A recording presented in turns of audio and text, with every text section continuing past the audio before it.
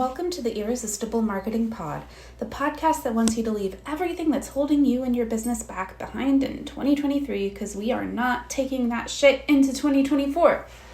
I'm your host, Isa Gauchi, your marketing confidence cheerleader and owner of the Isa Messaging digital marketing agency for small business baddies. Let's get into today's episode all about the discomfort of the uplevel.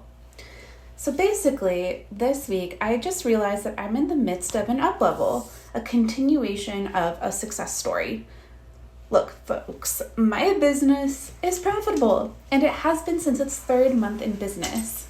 It's been paying my rent, it's been paying for my bougie groceries, and when some personal life fuck shit happens and I'm not 100% on my game and my sales take a dip, my track record is so good, my payment processor loans me more than enough money, no problemo. I am really grateful for that, and also really, really proud of what it took for me to create something out of thin freaking air that could do that. I built this shit, and past me showed up in her marketing as an insurance policy for whatever future me might be going through. I gotta tell you though, a lot of this glow up was not comfortable. So I wanted to share 7 uncomfortable things that had to happen for me to get to this beautiful moment with my business. So, number 1, my inner circle had to get a lot more selective. With each up-level I've experienced in my business, I found out a lot of folks couldn't come with me. The more that I believed in myself, in my business, in the value of my work, and in my future, the more it was revealed which people in my life preferred that I not grow. And when it was clear they were more comfortable with me being less confident, less fulfilled, less independent, and less happy than what I was moving into, I realized I had to let those relationships go as gracefully as I possibly could. I simply did not have the energy and focus available to try to change their minds. I was going all in on my business, and I couldn't go all in on my business while splitting my focus like that.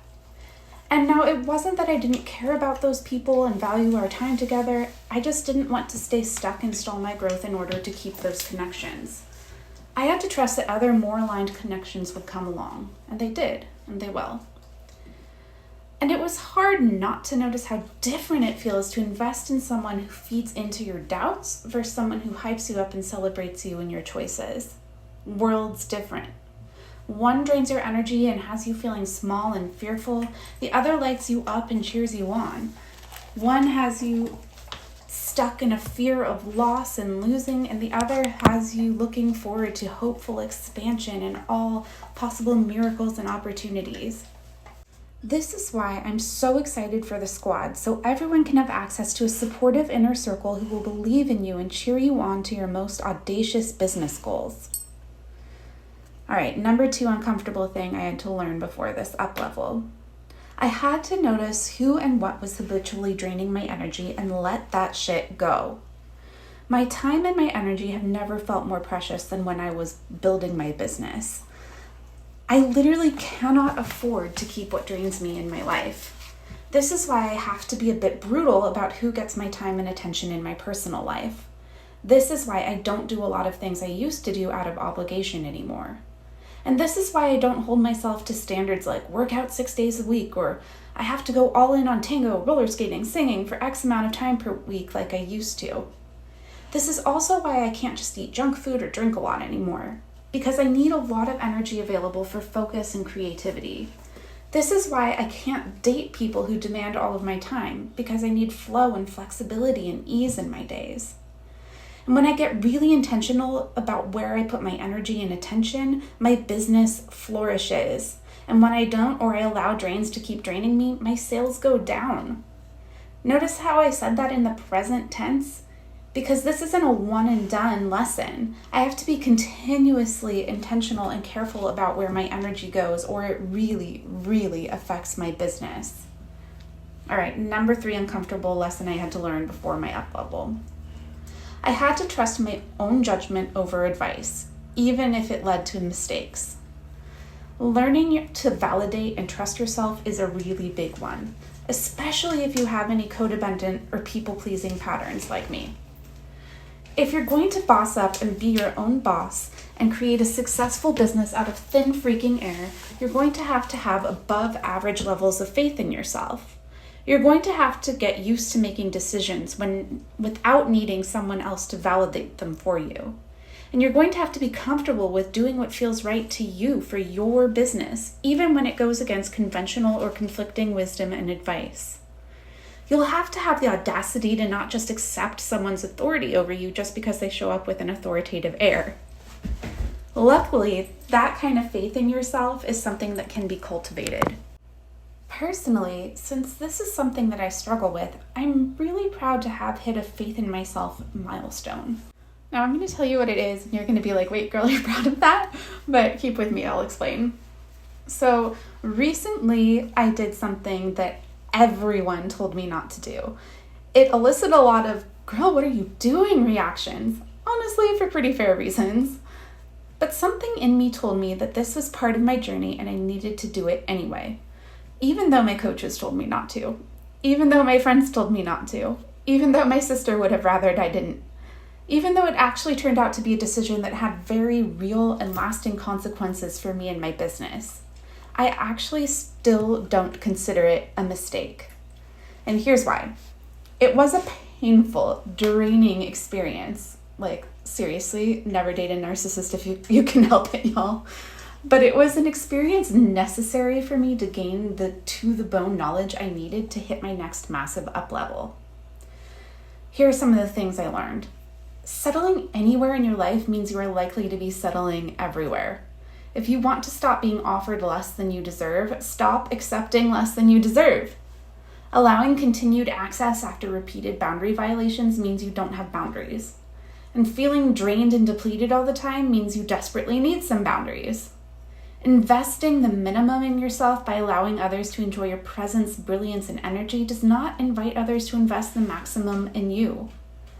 If the money dries up, where do you need to patch up your boundaries? What obstacles and obstructions do you have to clear to open the flow? So, even though my decisions didn't make sense to anyone else, it was actually quite important to my journey that I learned my lesson exactly this way on my own terms. And that I don't now frame it as a mistake or failure on my part. I just did exactly what I needed to do to finally learn the lesson. And as a coach, I try to help facilitate this level of self-trust and beyond for the people I work with.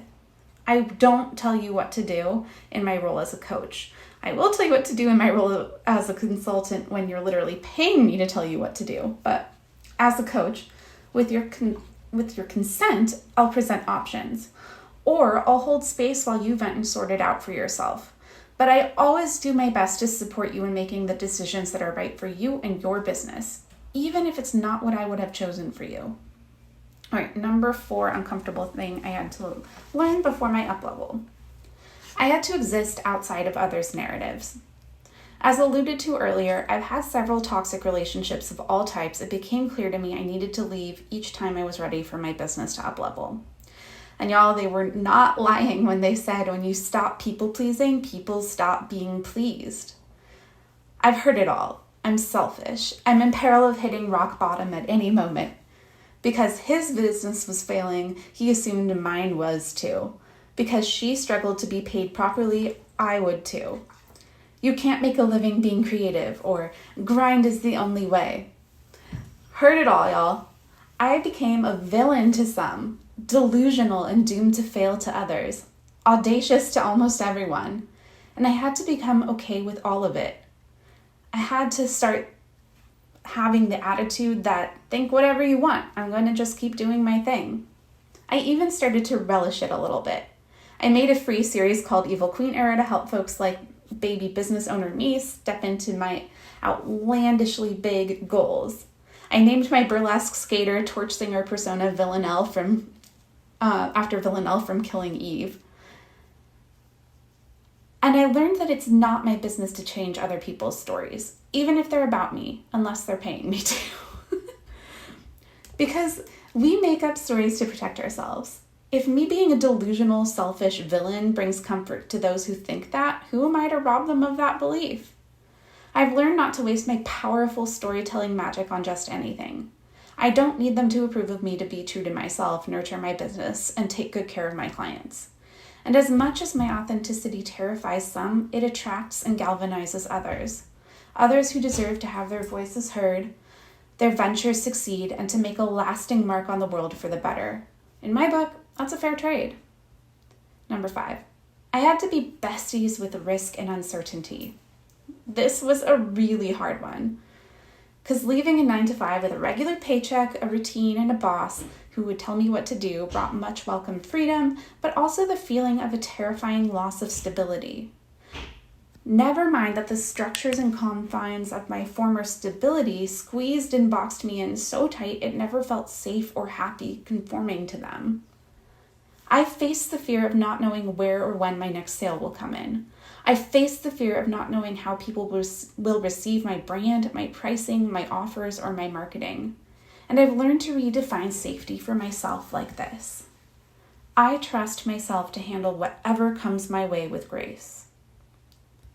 I learned to give myself safety, regardless of what's going on outside of me. And if that's the case, I can speak and be safe. I can take risks and be safe. I can put myself out there and be safe. I can be broke and be safe. I can be rejected and be safe. I can miss someone who is bad for me like crazy and still be safe. I can make mistakes and be safe. I can fail and be safe. I can be too tired or sad for a few days and be safe. I can tell clients it's going to be late and be safe. I can share my prices and be safe. I can say no or that's out of scope and be safe. I can do a really personal blog and podcast episode and be safe.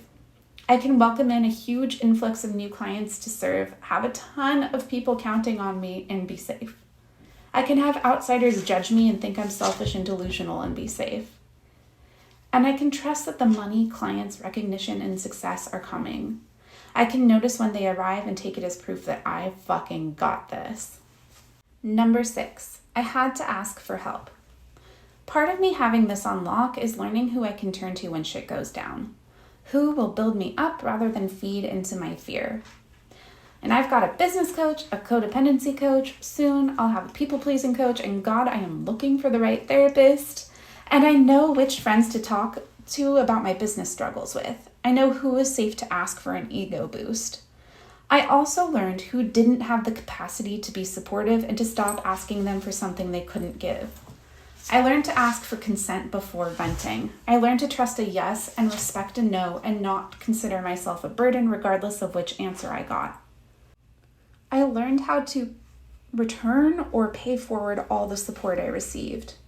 And I learned that sustainability requires community, but not just any community, a community that gets it, will support you enough to both celebrate you and hold you accountable. Again, check out the squad if you need such a community in your life. Links in the show notes. All right, number 7 uncomfortable lesson I had to learn for my business, glow up. I had to stop pretending like I had it all together in my marketing. When I first opened my business, I was very official and know-it-all in my marketing because I was insecure AF. I felt like I had no idea what I was doing as an entrepreneur and could scarcely believe my own audacity. I kept all that human stuff out of my marketing and floundered. Then I started letting a little bit more of my true self into my marketing and watched my audience get more interested and more engaged. Then I started getting vulnerable and sharing a lot. I got several sales from stuff as personal as a Money Dirt series I did about untangling my pricing baggage and how it's tied to several upsetting and pivotal clashes with patriarchy in my life. And I had strong gut feelings about what to share and what to keep private that I learned how to trust. I shared them in an article and podcast episode about how much of your personal story you should share in your marketing. You can go check that out if you want to after this. But the difference really comes down to what makes me feel empowered to share versus what makes me feel empowered to keep private. And that's very different than what I'm too ashamed to talk about. I learned that empowered was very important because vulnerability wasn't enough on its own. Yes, people want to connect over shared humanity, but they tend to prefer to be uplifted, galvanized, inspired, and motivated rather than stuck in the muck. At least my people do. And I learned when I shared from a place where I was settling for less, working too hard for things that weren't returning on investment, when I was making excuses for poor behavior, my messaging didn't resonate nearly as much as when I'm in that state of confidence I've worked so hard to cultivate. that charm your pants off swagger, that cheekiness, that behold and be blessed by my boundless, powerful creativity vibe, that full of sunshine feeling. But that feeling doesn't just come from nowhere. It's carefully cultivated by how I speak to myself in my own head, how I care for myself, how I structure and run my business, and who I surround myself with. I can help you cultivate that feeling too. So not just marketing, but like everything you do as an entrepreneur feels full of sunshine. So join the squad to find out how bright you get to shine and just how light your world becomes when you're surrounded by stars instead of black holes. All right, so if you'd like an on-demand expert marketing director and confidence cheerleader and a hype squad of excellently eccentric creative entrepreneurs, come join the squad. And thank you so much for listening to today's episode. Happy holidays, happy new year. And if you love today's episode and would like to keep them coming, give me the Christmas gift or whatever holiday you celebrate or winter of subscribing, dropping me some stars, leave me a glowing review because it goes such a long way for helping others find this free resource and it makes me feel so good. I also want to let you know about a free virtual masterclass I have coming up on Tuesday, January 2nd, called How to Massively Speed Up Your Marketing Results Even on a Tight Budget. In this masterclass, we'll cover how to embrace a strategic leadership role for marketing without actually having to do all the marketing yourself. The link to register for free is in the show notes, though I highly encourage you to attend live if you can so I can answer your questions. Still sign up if you can't join us live so you can get those business wisdom mic drops on the replay. Okay, love you, bye.